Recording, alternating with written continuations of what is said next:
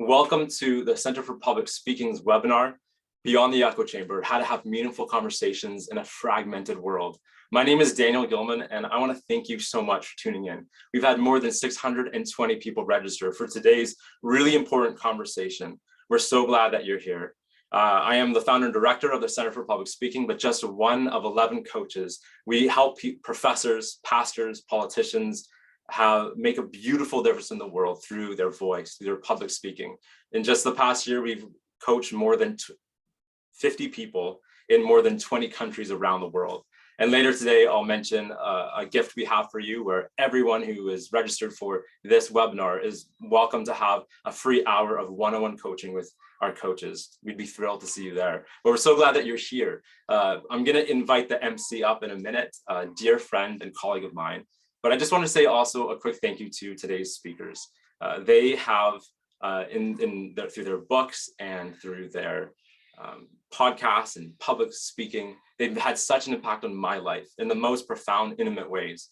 Some of you know I worked as a full-time apologist, and yet I still struggled a lot with my own faith. And Dr. Sean McDowell and Justin Brierley have had such a profound impact in helping me find answers to some of the toughest questions that I personally had and continue to have. They're such a blessing. Another way that they're a blessing to me, which is why we've invited them to be with you today, is they both are stunning examples of people who facilitate conversations on the most difficult topics. A lot of us around the world, there's more than 27 people tuned into today's webinar. And a lot of you, for sure, I feel the weight of how difficult it is to have conversations when we disagree with someone. It often feels like if we disagree with someone, the conversation shuts down. And yet these two gentlemen have facilitated and engaged in such meaningful and robust conversations, again, on the most difficult topics. We're going to be giving away books throughout the entirety of the webinar. The first book is Dr. Sean McDowell's forthcoming A Rebel's Manifesto, and it goes to Lorianne Duick. Lorianne, you're gonna have to wait a little bit because this book doesn't get released for a few months, but we have already purchased it for you and it will come to you when it is released. With that, I want to introduce today's MC. Her name is Lara Buchanan. She is a researcher on human rights in the House of Lords in the United Kingdom. She is an apologist, full-time speaker with the Oxford Center for Christian Apologetics. And she's my colleague at the Center for Public Speaking, where she coaches people one-on-one in public speaking. And today she's your MC. And Lara, thank you so much for coming here all the way from Oxford. Hi everyone, it's great to be here and such a privilege to be able to host this conversation. So Daniel, thank you for setting this up and welcome everyone. I really hope that this is a conversation that you find really inspiring, that it sparks new questions, and please be remembering all the way through that you can type up your questions and send them in. We're really excited to hear from you and engage in a dialogue together with you today. I'd like to introduce you to our first speaker and panelist today, and that is Justin Brierley. Justin has been working in radio and podcasting and video for almost 2 decades. He hosts the Unbelievable radio show and podcast that you may have tuned into on Premier Christian Radio, as well as the Ask NT Write Anything podcast. He is theology and apologetics editor for Premier Christian Radio and occasionally contributes to other shows and podcasts from the London-based station. Justin was also editor for the Premier Christianity magazine from 2014 to 2018, for which he continues to contribute articles. Justin's first book, Unbelievable, Why After 10 Years of Talking with Atheists, I'm Still a Christian, was published in 2017, and we're really lucky to be giving two copies of those away today. Justin's also passionate about just creating conversations around faith, science, theology. Definitely tune into his podcast in the future if you haven't yet. And he really enjoys communicating through a variety of different mediums, looking to showcase the intellectually compelling case for Christianity while taking seriously the questions and objections of skeptics. As well as his work in Premier Christian Radio, Justin regularly speaks at events across the UK. Please invite him if you are hosting events, and yeah, you can check him out on the YouTube channel as well. Justin, thank you so much for being with us here today. Welcome. Oh, thank you, Lara. It's an absolute pleasure to be here, and lovely to see so many people joining us as well for this webinar. So thank you. Wonderful, thank you so much. And yeah, before I forget, our first book giveaway for Justin's book, Unbelievable, goes to Jeff Coolin tonight. So Jeff, you'll be receiving that one, and we've got another one later, so don't give up hope yet. Right, Justin. The first question that we have for you tonight, just to try and get a little bit of a sense of your thoughts on the topic that we're looking into, looking at the question of echo chambers. And I'd like to just start out by asking you, through your show Unbelievable, have you, and you've obviously interviewed many people from a plethora of different viewpoints on a number of important topics. I'd like to know, why did you decide to do this show, particularly wanting to engage with people with competing viewpoints? And also particularly, what would you say has been the most impacting aspect of the show for you personally? Yeah, well, the show began, as you said, a long time ago now, getting on for 16 years ago, believe it or not.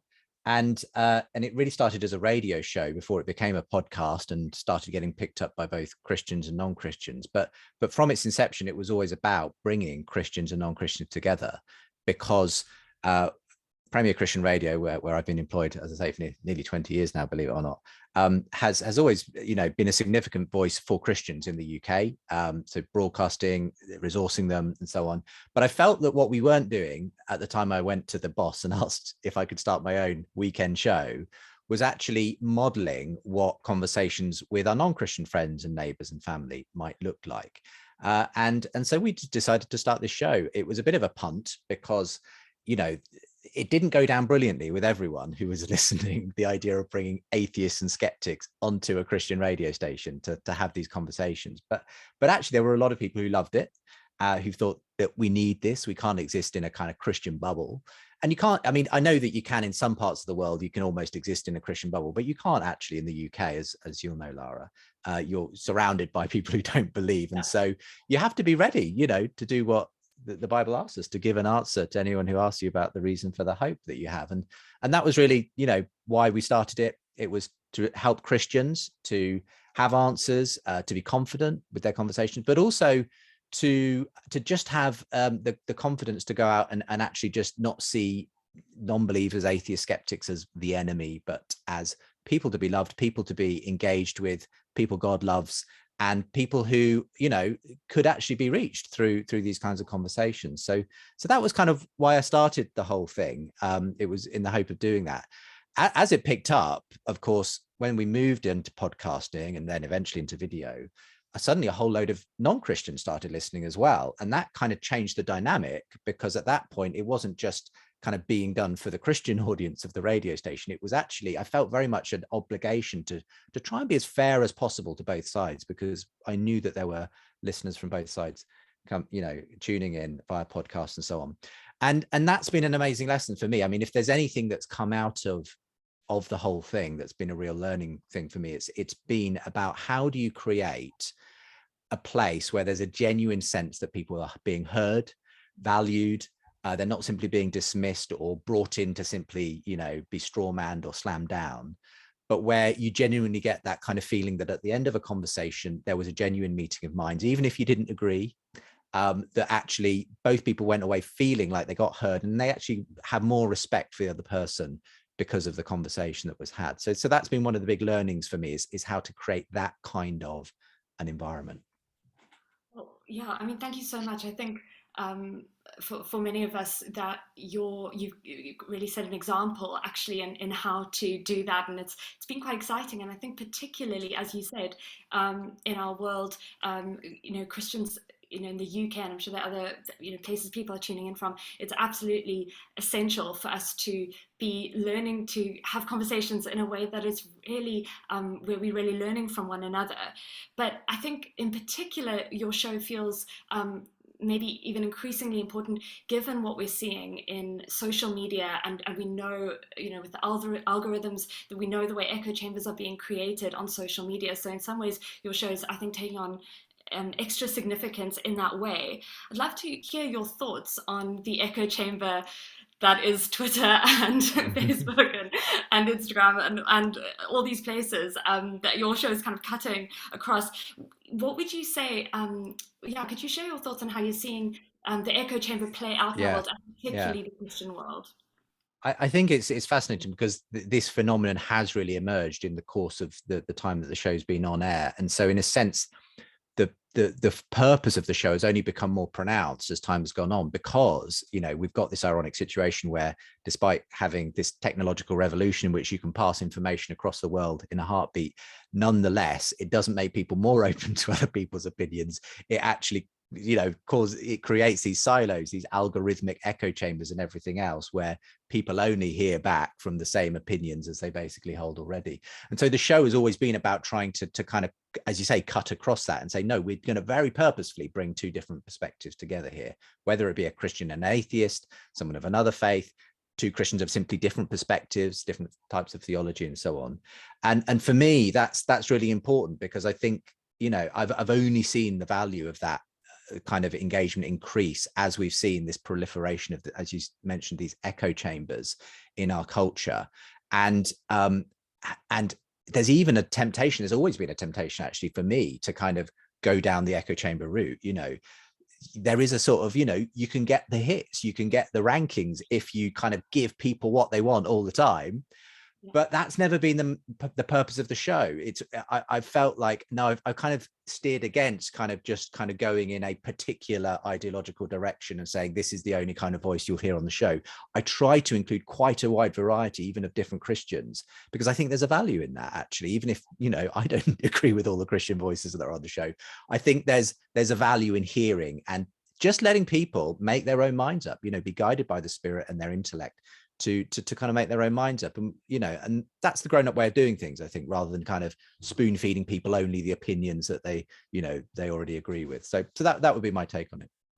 Yeah, and I think I'm wondering, just on that point, if you could maybe just expand a little bit when you mentioned kind of that you've just wanted to stay despite the pressure to stay there. And I'm just thinking maybe you could speak a little bit in a second to if there's some theology around that for you. Because I guess I'm wanting to ask next is, what are the telltale signs that we ourselves might be getting caught in echo chambers? Because one of the problems is we might not realize that we're just surrounding ourselves with the same opinion. So I'd love to hear your thoughts. How can we notice when that's happening? And then also, what do you think are some of the emotional, theological reasons that we can struggle to exit the echo chamber? And could you speak to any of those? Yeah, it's a great question. And I think probably the telltale signs that you're in an echo chamber are probably, though it's hard to see it if you're in it, I think that's the difficulty, but it's that you are never hearing opinions that essentially, you know, are differ from your own, or if you do, they're only ever presented through a kind of a framework of this is the enemy. You know, you're never reading the articles or listening to the podcast directly, you're just hearing about them through the same sources as you kind of get all your news and information filtered. And so it inevitably comes with a certain gloss or, you know, bias and so on. So I think you know, and at a personal level, if you are a Christian, say, but you literally don't know any non-Christians, that's a sign that something's gone wrong, because actually we're called to be light and salt in the world, but can't do that if you haven't got anyone to be light and salt to. So if you find yourself in a position where, and it happens unfortunately most often to people who are kind of in the professional world of Christianity, because you can end up being completely orbiting just, you know, Christian issues, Christian people and so on. But I think it's really important actually to consciously make the decision to try and find ways to have non-Christian friends, people you hang out with, because I think that connects you far more inevitably with the concerns of the wider world. You realize that you can live in a bit of a Christian bubble if you only do that. Why do people struggle? I think the reason people struggle to exit some of those echo chambers is because they're so darn comfortable. You know, we really like it when we feel like we're being affirmed all the time, and we get uncomfortable when we're faced with people who maybe do have significant disagreements with us, and maybe even have pretty good reasons when you actually turn up and listen to them. And that's why actually the Unbelievable show, in a sense, can be an uncomfortable listen, I think, for a lot of people. It's actually somewhere where you will hear a cogent case made, probably against something you deeply believe in. And for that reason, it's not sort of, you know, cozy Christianity, let's all sing Kumbaya by the campfire. It's a kind of place where you're going to be challenged. You're going to kind of feel like maybe you've been in a little bit of a tussle by the time you come out of it. But actually, I think there's a huge value in that. I think, you know, there's that phrase, you know, that's proverb, that iron sharpens iron. There's a sense in which you build a tougher skin when you kind of expose yourself to arguments. And and that's why the real challenge for me is always to make sure I've got the best voice on both sides, so that we can genuinely have, the best points of view, and people can go away and feel like, actually, no, I had an opportunity to really think that through. And even if it made me uncomfortable, I feel like I've learned something in the process, Oh, thank you so much. I think so darn comfortable. That's going to echo in my mind. You've already started speaking to it, but could you just, before we get Sean McDowell up, love to just hear your thoughts on best practices for facilitating meaningful conversations, especially with controversial topics? Yeah, I think probably things that are obvious anyway, but you've got to be able to listen. You've got to go into something being willing to listen and genuinely engage with someone, not just go in to make your points and score, debate points and so on. I think people know when they're just there to basically be someone to be argued with or someone to be scored points off. People want to have those, want to feel like they're being genuinely. So I think part of it is actually being willing to kind of let people have their say, being willing to kind of often not respond to everything that someone says, not to leap in and contradict them every time they say something you disagree with. Let them have their say, wait for your opportunity, and so on. And on the controversial topics, I think it's ultimately about not straw manning people. There's this new phrase that's come about recently called steel manning your opponent, and I think the best kinds of conversations are ones where people aren't just taking cheap shots at people, but where they take their ideas seriously and they say, look, I'm going to give you the benefit of the doubt, and I'm going to give I myself am going to give the best case for and that's the argument I'm going to critique, rather than this sort of straw man that I've erected over here. So those are just a few ways in which I think you can create better kinds of meaningful conversations. Thank you so much. And I think everything you've said just speaks so much to deeply respecting whoever you're speaking to. Absolutely. So thank you so much. And we look forward to having you up in a minute again for the Q&A. Thanks so much, Justin. Thank you, Lara. Right, well, I now have the privilege of welcoming Dr. Sean McDowell. Sean, thank you so much for joining us today. Just a quick introduction before we get into the questions. Sean is associate professor at the Christian Apologetics, for the Christian Apologetics program at Biola University, and resident scholar for Summit, California. And I think, Sean, if I'm correct, you still enjoy teaching a high school Bible class. I think I read that. Great. And also, his degrees from Biola University, Talbot School of Theology. I think he earned 2 master's degrees in theology, 1 in philosophy there, as well as earning a PhD from Southern Baptist Theological Seminaries. Author or co-author or editor of over 18 books, including The Popular Evidence That Demands a Verdict, published in 2017. He's also released a new book called A New Kind of Apologist. And we have this book as one of our giveaway books. So I've got one to give away right now to the lucky winner, and that is Julie Hong. So Julie, if you're with us today, you are the winner of that book. Sean, thank you so much for being with us today. It's my privilege. Thanks so much for having me. I would love to just get stuck in with asking you a really similar question to the one I started asking, the one we started with Justin. How did you learn, with all the work that you've been doing with your podcast, how have you learned to have meaningful conversations with people who hold different beliefs from you? And what would you say have been some of the biggest learning points for you personally through these interactions and conversations? Yeah, I think one of the biggest learning points was just failing at it myself. I remember right out of college, I took an apologetics class with the great J.P. Moreland, who's actually one of my colleagues now at Biola. And I was just fired up to talk with people because I had answers to these questions. I was 22, 23. I was getting my hair cut in Breckenridge, and this lady sat down, noticed I was reading a Christian book. Actually, when I sat down, she was going to cut my hair. And she goes, "Hey, can I ask you some questions?" I was like, "Sure." Inside, I'm thinking, like, bring it on. I've got an answer to this. I just got an A in apologetics. And she asked me a question about evil and suffering. And inside, I'm thinking, we just talked about this. So I launch into free will, and I launch into, you can't evil without good, and good points towards God. And I think I'm just rocking this conversation. And all of a sudden she starts crying, and she's physically shaking. She's like, "It can't be that easy. This is a bunch of expletive."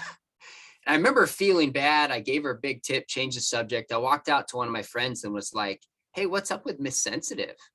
And he said to me, he's like, "Do you have any idea how arrogant you were towards her?" And Lara, it hit me like a ton of bricks. I was far more interested in sounding smart, winning an argument, than really loving and listening to somebody. And it was at that point that started, even though that was a couple decades ago, I started thinking, I've got to find a better way to really engage people in fruitful conversations. So I've learned a lot just by failure. The other way I've learned is by watching people who do it well. No one does it better than Justin. I watch his show regularly. There's a communication professor at Biola named Tim Muehlhoff, and he is an expert in leading difficult conversations. I watch and I study people who I think do it well. And I listen to people who ask questions and study. What does it take to ask a good question? How do you unlock a conversation? And how do you get not only to the head, but get to the heart? That's one way. As far as, some of the lessons I take away is, number one, I think the vast majority of people really want to have meaningful conversations. I think most people do. And we tend to approach it thinking probably most people don't. But if it's the right time and it's the right way, I think most people are willing to have genuine spiritual conversations. Another takeaway is that I think I've started to try to put myself in the mind of other people and ask, why do they really believe this? Charitably, rather than assuming, well, they believe it because of this, and that's dumb. I mean, that's not a way to love somebody or have a conversation.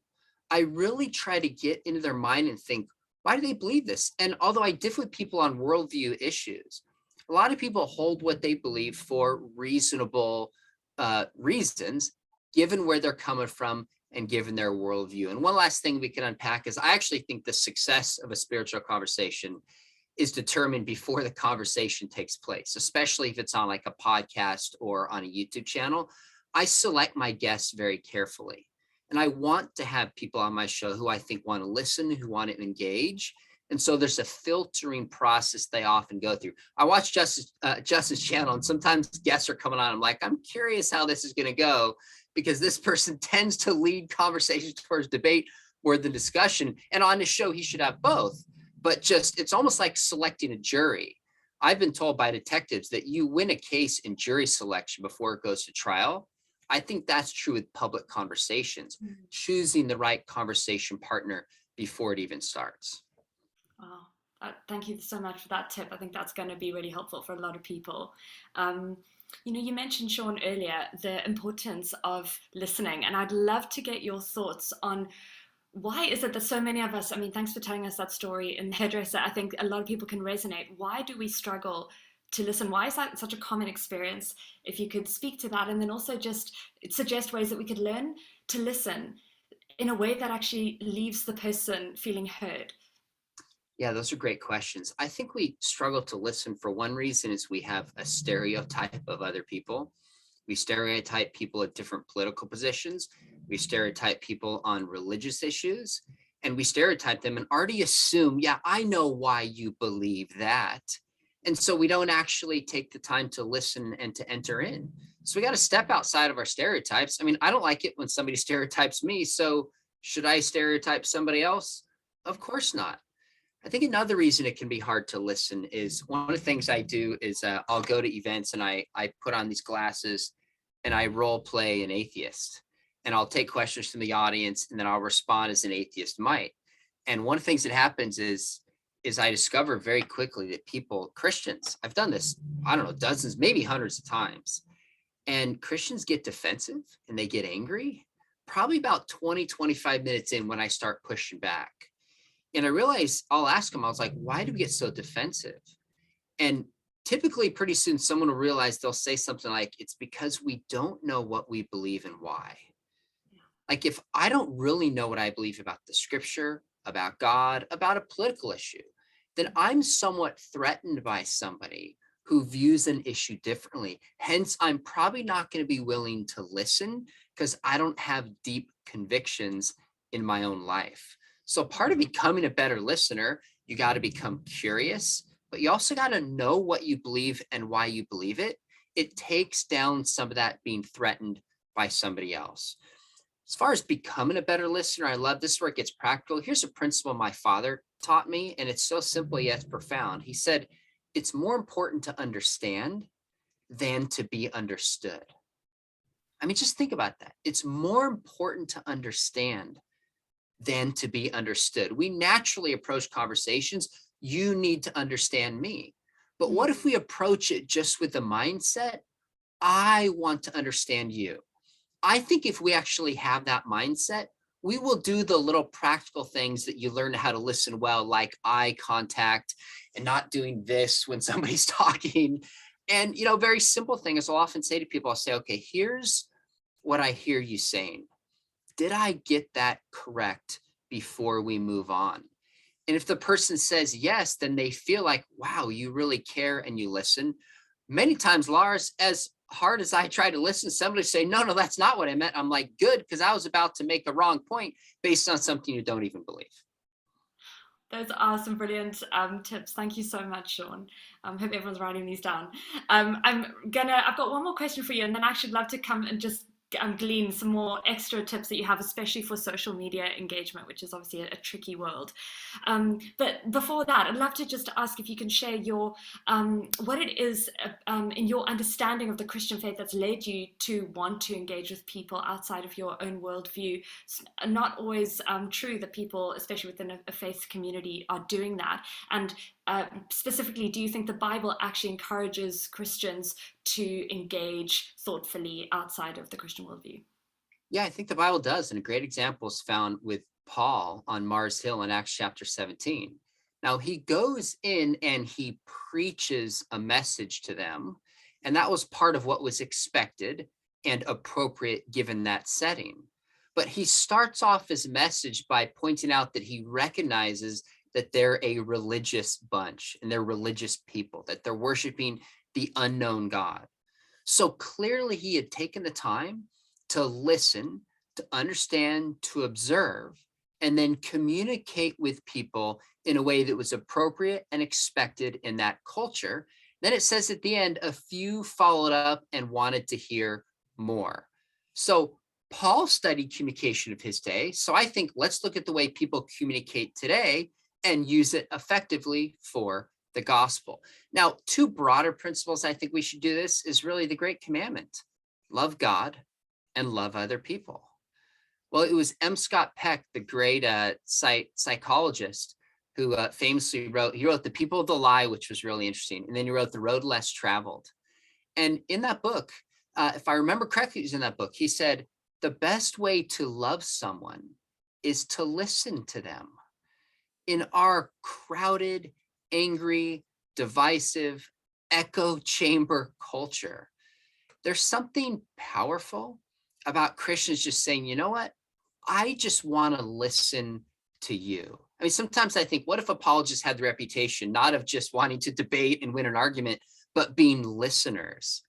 That would be a way of loving people, because there's something healing when you just look into somebody's eyes and you just show empathy with them. It's healing in our culture where there's more anxiety and loneliness and stress and depression. So I think within the Christian worldview, if we want to love people, we need to learn to listen to people. And so that, I mean, James talks about that, right? He's like, be quick to listen, slow to speak. So if we want to love people and communicate in our culture today, one way, not the only way, is to be good listeners and to engage people in thoughtful, charitable conversation on issues that matter. Wow. Thank you so much. I'm seeing some comments coming in, enjoying this content. Thank you so much. Thanks for engaging, guys, and just want to keep encouraging you to remember to ask your questions. We'll be doing a big Q&A with Sean and Justin in just a second. Sean, just to close off, I'd love to get your thoughts on sort of top tips for engaging thoughtfully on social media across these sorts of platforms. Are there any specific things that you could share with us, especially on controversial topics? So the first thing I would say is we need to tailor our response and communication to the particular medium. So the way we comment could be different than how we create a YouTube video. That's different than what we post on TikTok or Instagram. So the first thing I think is to look at and figure out, how are people communicating on this medium? and be effective at it. So people can tell when you just rip off a TikTok video and throw it somewhere else and aren't engaged in a platform, that typically has less of an impact. So first off, just communicate according to that particular medium. I wrote a blog not long ago. I don't remember the title. It was like, how would Jesus comment on social media? Because I watch Christians comment and I think, guy, we don't do it well. I mean, what did Jesus do? He told a lot of stories and he asked questions. I see a lot of comments where Christians were more concerned in winning an argument, proving somebody wrong, giving them the facts. And I think we lose the end game of what this is all about. What's the end game? To love people and try to lead them ultimately towards truth. Well, one way Jesus did this is that he asked a lot of questions. I mean, we respond differently when someone makes a statement. I mean, I just feel as much as I want to, there's plenty of tweets I've had to go back and delete. When someone makes a statement and attacks me, it's just human nature to get defensive. Yeah. But when somebody asks a question and says, hey, I see you make this point, but I'm curious, how would you respond to this? Defensive walls go down, and now you've made me think. So I would love it if Christians just asked thoughtful questions in a gracious manner. That would go a long ways.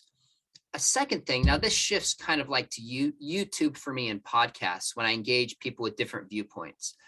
I want it to be a win-win for people. I want my guests to walk away and say, you know what? That was a good experience. I value that. So I just had a chance to interview somebody. I've not posted it yet. She's a very well-known and influential lesbian YouTuber. She is not a Christian. And so I wanted to get into issues of salvation, issues of religious freedom, but do it respectfully. And at the very end, I asked her, I was like, do you have any questions for me? And she said, my community would want to know, how would you respond if one of your kids came out as gay? And I thought, what a great question. It gave me a chance. I won't spell it all out here, but just basically to say I'd love my kid and I'd tell them I would stand with them through this no matter what. This doesn't change anything about my love for them. And she said to me, she goes, wow, that was beautiful. When this is out, I want to share it with my community. So here's a person, not a Christian, one of the biggest LGBTQ YouTubers. And we talked about pretty sensitive stuff like Jesus and the scriptures, religious freedom, and responding to kids when they have same-sex attraction. And here I am, a conservative evangelical who's done videos that would clearly differ with her, and she wants to post it. And we can err on the side of never saying anything offensive or different. I don't want to go down that road, but I think there's a way to do it where we're charitable and we're kind, and we try not to just shame somebody and dishonor somebody, where it's a win-win. And then I think that opens up our audience. So ask questions and just think win-win as a whole. And I think you'd be surprised at how many people you can reach and impact. Wow. Thank you so much. I think that's really going to stay in our minds, win-win. And as you say, just actually creating space to have conversations. Imagine that conversation had never happened. And how much richer we are to have those. So thank you, Sean, so much. It's brilliant to hear from both you and Justin and just get to glean from you and your experience. I'm going to invite Justin back up now. I'm getting a series of questions coming through. Daniel's texting them, so please forgive me if I'm looking at my phone through this. Just before we do this, I just want to give away another book. We have another one of Justin's books, Unbelievable, going this time to Dan Abraham. So Dan, you are the lucky winner. Okay, great. Let's get straight into listening and hearing the questions that are coming from you, the audience. Thank you so much for engaging with us, guys. Right, the first question is for Justin, and it says, when you have guests that have very different viewpoints, what type of ground rules are established and agreed by all parties beforehand? It's a great question. I mean, I don't ever send out a list of ground rules to guests, and maybe I should, but I've never found the need to necessarily, because in the same way that Sean said, a lot of the work is actually done in the selection you make in the first place. And so I when I've got a topic that I want to cover, or I've got a guest who would like to come on, and I'm thinking about who to match them with, I'm trying to think who would sort of bring out the best in this person, hopefully.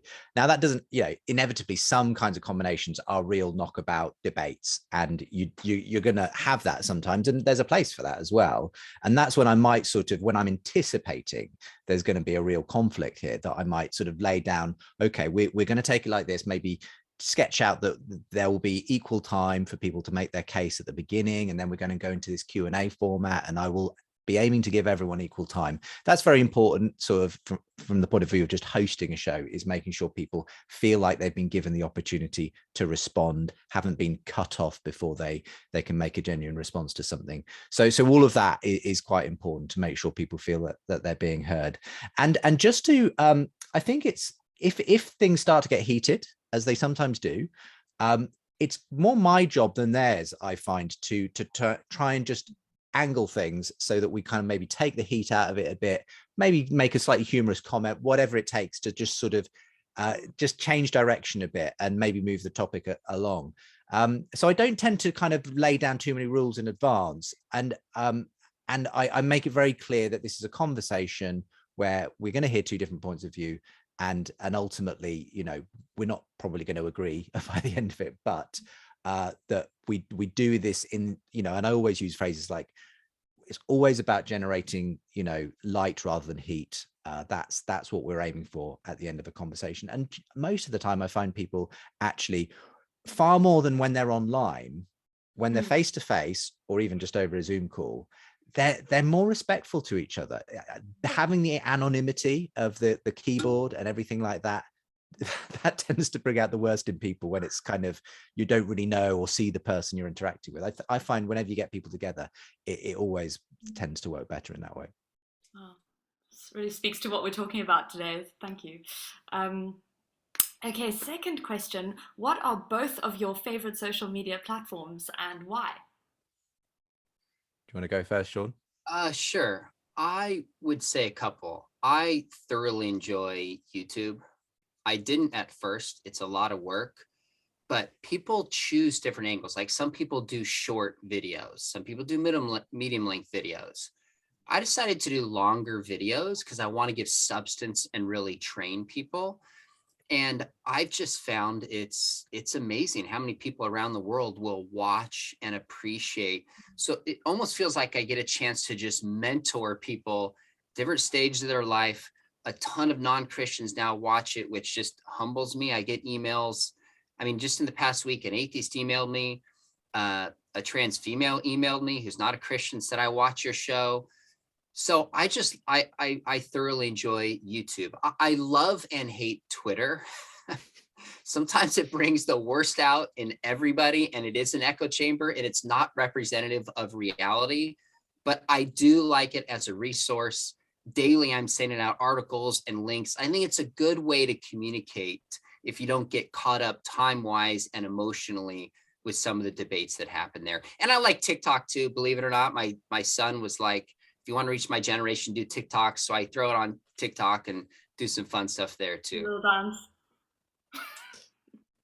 Yeah, I've seen those dances, Sean. They're amazing. I love it when you throw a few moves. I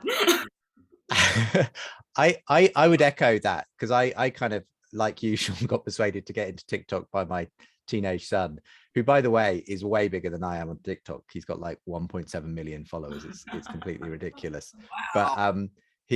But what I like about TikTok is, partly, I think, because it's quite a new platform, it hasn't quite been completely overtaken by big business interests at this point. So it sort of still feels like it has a bit of an ability to be creative. And, if you've just got an interesting idea, you can get it out there and actually see results quite quickly. What I've appreciated, though, most about it is because it is such a young platform. And in contrast to, say, Facebook or Twitter, I would say, and I found more openness to the videos I've done there than on any other platform. Interestingly, loads of people getting in touch, saying, hey, I'm not a Christian, but I found this really interesting. And, and just lots of interesting conversations actually from TikTok. So that's been a bit of an eye opener to me. Actually, there's a lot obviously that's not so good on TikTok, and you don't have to search far to find it. And so I, like any social media platform, I would advise, caution and everything else. But there are nevertheless things that are great about it, and it's worth churches and Christians and others to get their message out in that kind of way. It's not the other one that I would mention. It's not a social media platform really, but I am a big fan of podcasts, and I think they're just a great way to kind of connect with people, even though it is more of a kind of one way kind of connection most of the time. But I've always encouraged with my one for people to get in touch via podcast, via email, or social media or whatever, so that and I try to always include, especially in the Unbelievable show, some feedback, so it feels like people are getting connected with. But the nice thing about a podcast is that you kind of develop more of a relationship with a specific crowd who start listening, because podcast listeners tend to start on a podcast and then stick with it. The YouTube thing is great too, but I tend to find it's kind of a much more kind of like hit and miss as to who's going to be watching at any time. It's kind of a more varied crowd. So I've loved the way in which I've kind of developed over the 15 years of doing the podcast, a real kind of sense of relationship with a lot of these listeners who I hear from, on a regular basis. So that's been really valuable. And I say that of both atheist and Christian listeners to the show. That's been the big delight about it, is building friendships, on both sides of the aisle. It's amazing. It's so great to hear about actual community forming through social media and not just kind of faceless groups. Yeah. Justin, I've got a third question here. It's for you. Justin says, you mentioned that the more one is shrill online, the more one will be retweeted. What tips and this is for Sean as well, what tips do you both have for growing our social media platform without giving into the temptation to be toxic? Yeah, gosh. I mean, I'll take that one first. It is really difficult, because that unfortunately is the way social media is kind of set up. Big, outlandish, sort of statements and clickbait titles and everything else. They're the things that tends to be the things that people share, get noticed, that the algorithms therefore pick up, and everything else. So I think that the key is to be creative, while not pandering to the lowest common denominator of simply, if I say this buzzword or do, make this kind of grandiose claim, I know I'm going to get the clicks, because I think that has kind of diminishing returns. Ultimately, you are basically just feeding into what will ultimately be something that doesn't really bring life, doesn't ultimately get you anywhere. So I think, you have to just trust that actually the best thing is to be creative as you can, make your points as well as you can.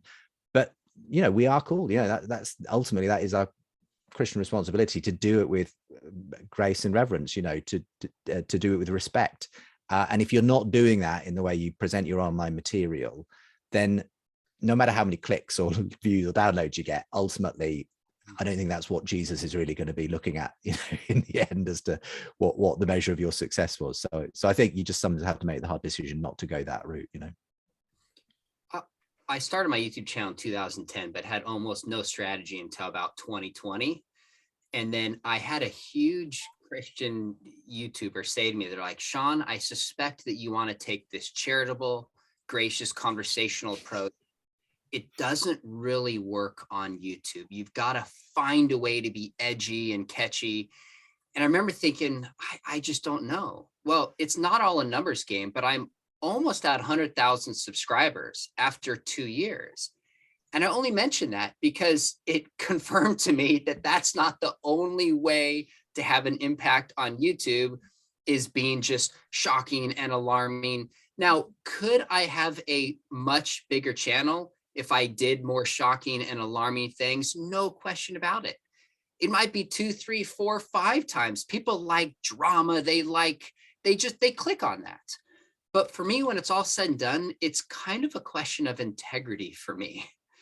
I want to catch eyeballs because I think what I'm saying is important, or I wouldn't say it. I research and I think, and I want to equip and I want to train people. But I ask myself, I'm like, what's the most catchy title without being unnecessarily provocative? And I say unnecessarily because there's a time to provoke. There is a time to provoke, but is it unnecessarily provocative? So if my headline says shocking or alarming or never before, that's an obvious hint that I've taken it too far. So I actually think Christians would be more effective in the long run if we just tried to communicate in a way that had integrity, had authenticity, and we weren't focused on the numbers. And so if you want to grow something, here's what I think. Deliver something that benefits people, that brings value. Every single social media post that I do, I'm asking that question. Now, you maybe have seen a tweet of mine, you're like, that's not valuable. Okay, like I can't decide that for everybody. But when I tweet an article, I think that's a valuable article. I'm going to tweet it out. A conference, that's a valuable conference. A blog, that's a valuable blog. An interview, that's valuable. So I actually try to apply the principle. It's a business principle. I mean, it wasn't meant to be business, but loving your neighbor. If you love people through social media, I think you can ultimately grow a platform and grow influence. I do still think though, Sean, that you know, you need to get that one that goes, Sean McDowell destroys, all caps, weak atheist. You know, that's the only ones that really ultimately. I'm joking, but to go with it. It's the temptation though, because you know that's what people click on. But for me, it's kind of like, it's ultimately self-defeating. Even if you get the views, you're building something that may not be worth it in the end. You know, if it's that kind of content. And by the way, that's the right word, temptation. I don't want to sell my soul giving into a platform that undermines the gospel and the cause of Christ when it's all said and done. Now, if I had to delete tweets and other stuff, yeah, there's times I'm like, you know what, I probably gave in there. That's a part of the process. But you're right, Justin, it's a temptation, and I think Christians need to resist it. Wow, thank you both for that. Got a really interesting question here. All these questions are interesting, but this says you're both excellent at facilitating meaningful conversations through your work and ministry online. I find the hardest conversations are with family. Do you find your podcast skills transfer to your personal conversations? You go for it, Sean. Sure. I have a different angle when it comes to family. There are certain podcast guests that I bring on and I try to bring a relationship with them and have a long-term relationship. Sometimes that happens with Christians and atheists. Sometimes we have one conversation and it doesn't happen again. With family, they are going to be there for the long haul.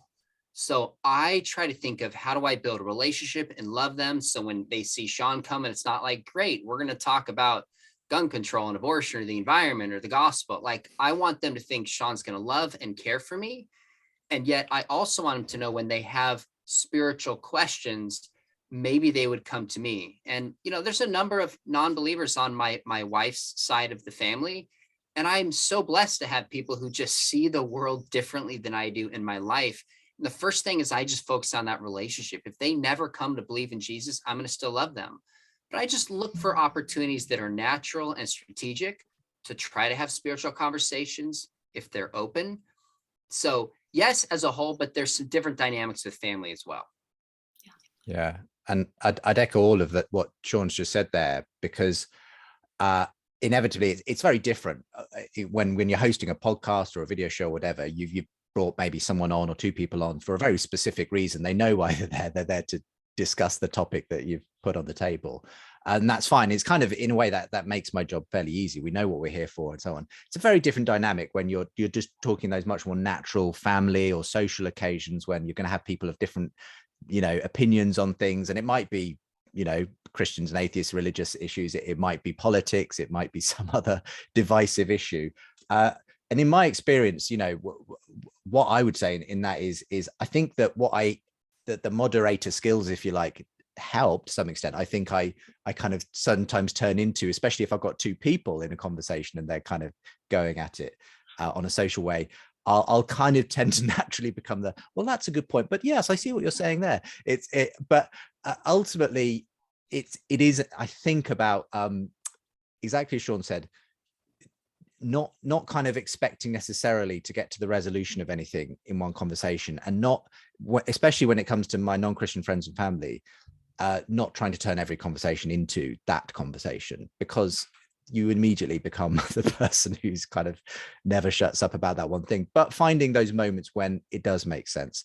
And for me, that's really important, just to make sure that you're there both for the times when you just want to be a friend or a family member, and when someone actually might want to ask you one of those specific questions, that and then to be ready, to do that with all hopefully the tools of the grace and the intellect and everything else that we've been gifted with to respond in that way. Thank you both so much for that. The next question is, as a professor at university, I feel the reality of how students feel threatened by disagreement. How do I facilitate meaningful conversations within the classroom? Sure, I'll jump in, because I do this in the classroom regularly, and I teach a class at Biola called Gospel Kingdom Culture, and we talk about poverty, we talk about LGBTQ, we talk about race. So the class has 3 parts, and we don't get to the real sensitive topics until about halfway to almost 2/3 of the way into the class. Why? Because I want to build some relationship in the classroom. I want to build relational trust. I want to build a sense of camaraderie, because when we start, in my next classroom, we're talking about race. And even at a conservative Christian school, you're going to find significant disagreement and experiences. So I'm not going to start with that in the classroom. I'm going to build to those controversial ones over time. In the classroom, I really accept, to be honest with you, on issues like abortion, on issues like the nature of the family, I take a clear case in the classroom, but I always push back to make my students see the other side. I try to steelman it in the way that Justin did. But so many of these other topics, like when we talk about poverty, they don't know where I stand. And I'm trying to facilitate and listen very carefully. And just, if there's a difficult comment, I'll just try to diffuse it in a certain fashion and say, hey, I sense there's something behind this. We're talking about this topic. It's easy to get upset. There's stories and there's experiences behind it. Let's do our best together to listen to one another first and try to grow together as we talk about this topic. So it really begins with modeling and building relational trust, and then facilitating different perspectives and making sure students feel heard. And by the way, I've had some students say difficult things in class, and if I sense like, wow, there's something behind that, I'll often email it, or I'll go to them separately and say, hey, was there something more to this? Do you feel comfortable and not comfortable? And try to address it personally.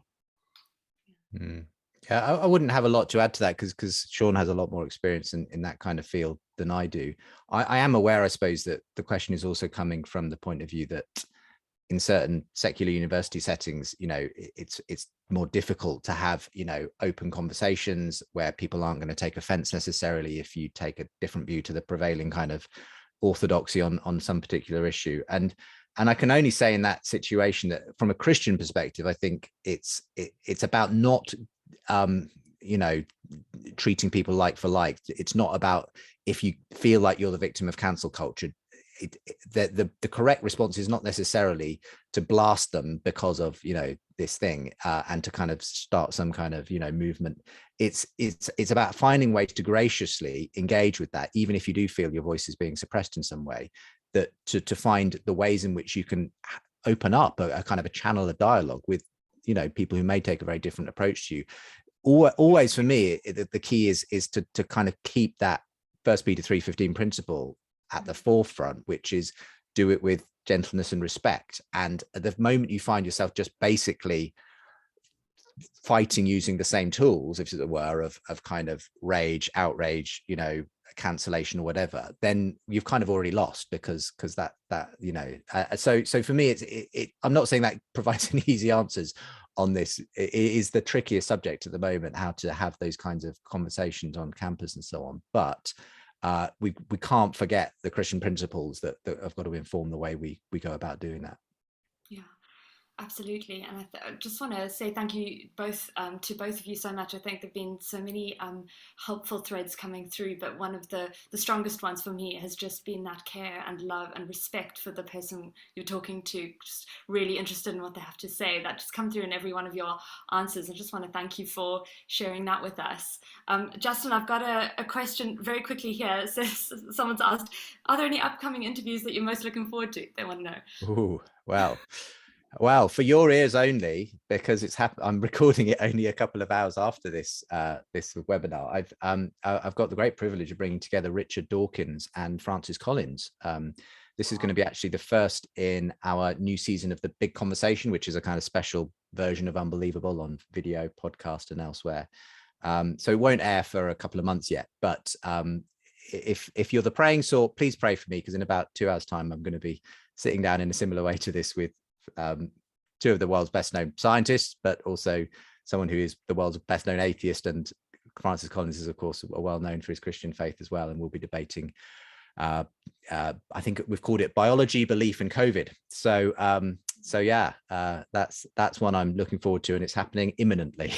A couple months. I thought you were going to say a couple days or a couple weeks. I got to wait a couple months for this conversation, man. I'm sorry about that, Sean. I'm sorry. I'll just have to keep you on tenterhooks. But yeah, it will come out, and I'm sure hopefully we'll all enjoy it. So we can't all just stay on the call now and listen in. No, I didn't offer a live audience for this one, I'm afraid. So. Well, it looks like we're come to the end of our time, but both, just thank you so much. There's so many questions that have come in. I wish we could have got to all of them, but who knows, maybe we'll be able to. Well, definitely, please, all of you, follow Sean and Justin, and you'll be picking up so much more of their content if you do that. So, but Sean and Justin, thank you so much. Such a privilege to meet you and have you on this show. So thank you. Thank you. It's been an absolute delight. Thank you very much, Lara. Cool. Thank you. And Daniel, I think we're going to be handing back over to you. Yes, thank you so much to all three of you. We're so grateful for your time, Justin and Sean, for giving of your excellence and your heart. I was taking notes, and I know so many others were as well, so thank you. I just put in the chat, feel free to use that link. That is our free gift to you, which is a free one-on-one coaching session. It's of immense value. You'll be with one of my colleagues from around the world, and we'll be able to take time in advance. If you have an example of your preaching or speaking or lecturing, we'll take time to actually watch it, to take notes, and then be able to do some one-on-one coaching with you. So please use that link, and we'll also send it out when we send the recording to everyone who registered. Again, we are giving books throughout this entire session because our team believes that reading books is part of how we as speakers stay fresh and stay awesome and engaged in being able to use our voice to make a beautiful difference. And so the final book we're going to give away goes to Rebecca Van Oppen, and it's Justin Brierley's Unbelievable. Well, again, thank you so much, everyone, for tuning in, for giving of your time to be with us live from around the world. And thank you again to our speakers for being a living, breathing example of how to engage in meaningful conversations in this fragmented world.